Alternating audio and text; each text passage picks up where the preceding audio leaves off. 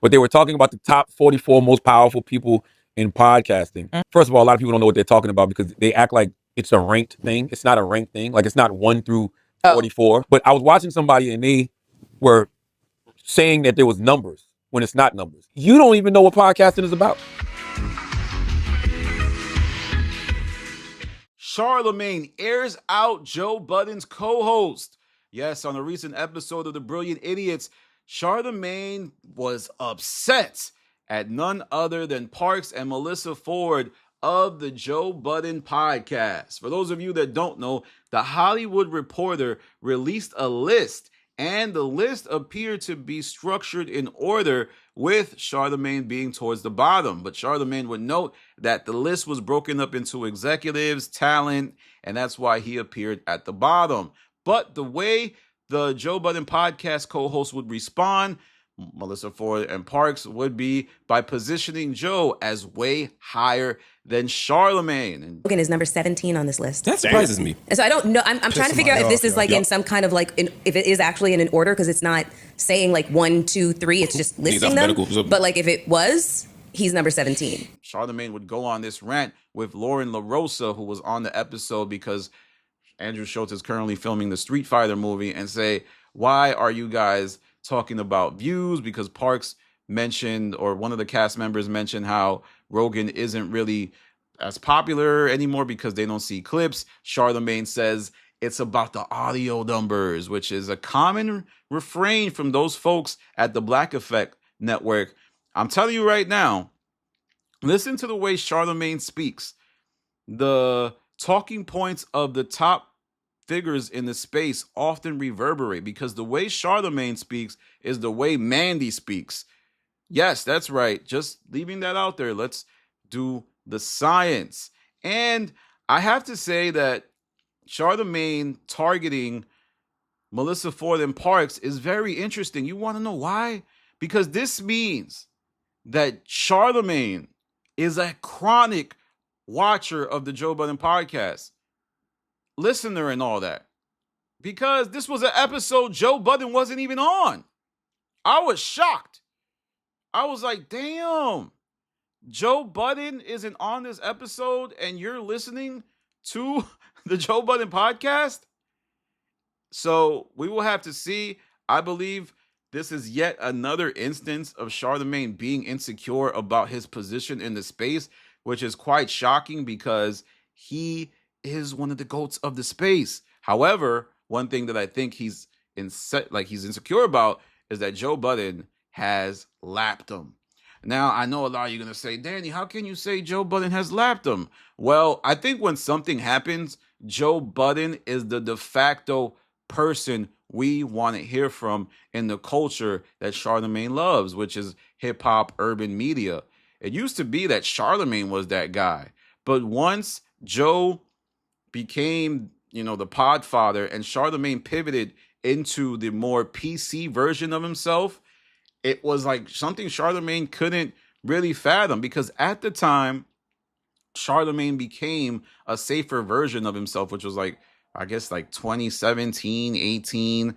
He could not have predicted the rise of Joe Budden.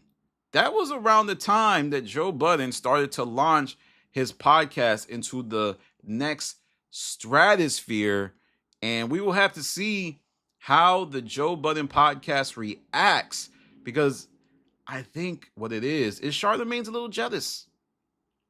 Prior to this portion of Joe Budden's career, he was very impactful, but he didn't know how to win the headlines.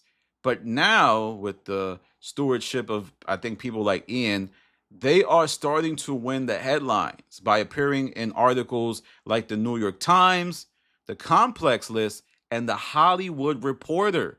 There used to be a day where Charlamagne was adept at winning the headlines. He would be in Vulture. He would be in all those big magazines. But now there's a new player in the field that is not only as successful as him, but also now marketing himself just as well as Charlamagne. And there was also the figure of $20 million a year that the Joe Budden podcast is allegedly making based on the New York Times article. And I think once that came up, the whole industry was aghast. There's many people who I believe feel like Joe is misrepresenting how much he is making. And I think Charlamagne wants to play too now.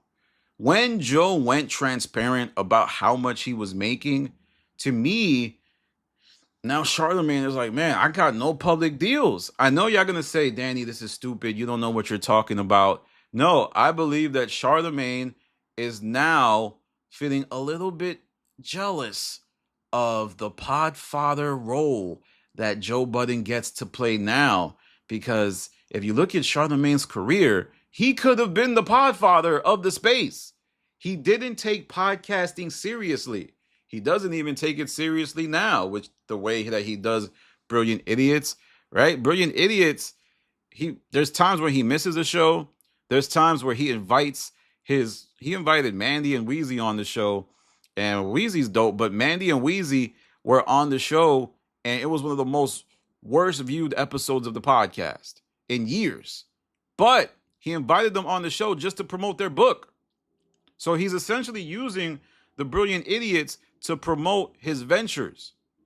Charlamagne wanted to be ahead of Joe in every way, but I don't think he could have fathomed that the guy he saw as a junkie, the guy he saw that was constantly in the news going through stuff with women, would pass him and in many ways be more revered. And I think that's what you're seeing in this random rant that Charlamagne decided to go on, where he also does the thing of like, he doesn't want to say people's name. And this was one of the times where it was like, you didn't want to say someone's name, but it's obvious who you were talking about. All right, Joe, let me know if you think Charlamagne is hating again. I think he's one of the biggest haters in the space. For real, I really do believe that. And I know a lot of you are going to say, Danny, you're a Joe Venger, even though a lot of times people say, Danny, you're a Joe hater. But when it comes to Charlamagne, I'm shocked at how much he claims to be so dominant. But yet, whenever somebody gets slight praise, like Joe, when he gets on the complex list, remember that time Joe was on the complex list and Charlamagne started talking about how $1 million worth of game is really making money? It's just very strategic with Charlamagne. And he was also on the Vlad TV interview where he said the last time he spoke about or spoke to Joe Budden was 2021, where Joe Budden would go on those classic rants questioning Charlamagne's business deals. And I also think that's a reason why Charlamagne is hurt by Joe, because Joe planted the narrative that Charlamagne doesn't really get the best deals as a result of his affiliation with iHeart, who tends to not pay people. All right, y'all, that's my video for the subject. Pod wars are kind of heating up a little bit, and I think time will tell who's really getting to it and who's creating a facade that is about to be examined, because Charlamagne's deal is up soon. But he did say on the Vlad TV interview that he was going to get a new position. It was interesting, that Vlad TV interview. I paid for the premium subscription. I was able to watch the whole thing. Vlad asked him what his current position was, and he couldn't mention, like he didn't know what to say. He also said that he's getting a new position at iHeart. I don't know if that's as a result of his impending contract renewal, or if they're just trying to give him something so that he's satisfied, because I do wonder about his ownership of the Black Effect. iHeart typically doesn't do those types of deals, and iHeart owns the copyright or the name of iHeart, of Black Effect, I should say. And we will have to see, because if Charlamagne leaves the Black Effect or leaves iHeart, man, there's going to be a lot of podcasters struggling out here. Now, if Charlamagne is able to leave iHeart and just take the Black Effect with him, or start a company that is just like the Black Effect, oh my God, that would be such a big step for Charlamagne, because he'll finally be able to say that he's riding solo in ways that I don't believe he is right now. But independence isn't always the best, and maybe that's the hack that Charlamagne found out. All right, y'all, this is my video on the subject. Make sure you follow me on Instagram, The Stop TV. Make sure you follow me on Patreon, The Stop. I'm dropping a podcast on Patreon real soon. And then my Spotify, I'm going to be releasing a podcast on Spotify, and that's going to be the official launch of my podcast. We're going to be dropping once a week. I believe we're going to do Friday drops. So get ready, audio world. We're coming. I can't wait to launch my audio podcast so I can lie about my numbers like a lot of podcasters do, because a lot of you podcasters, oh man, I'll be peeping. Some of y'all will front like y'all killing it in audio just because you know those numbers aren't public. Now, there's a lot of horrible decisions being made about when to release podcasts, a lot of selective takes that are filled with ignorance, and we need to find out who's really doing their due diligence.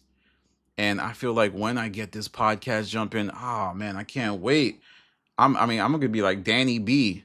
I'm gonna be telling y'all, yo, my audio's going crazy, and nobody's gonna be able to look up the numbers. It's gonna be fun. This is Danny from The Stop. Peace.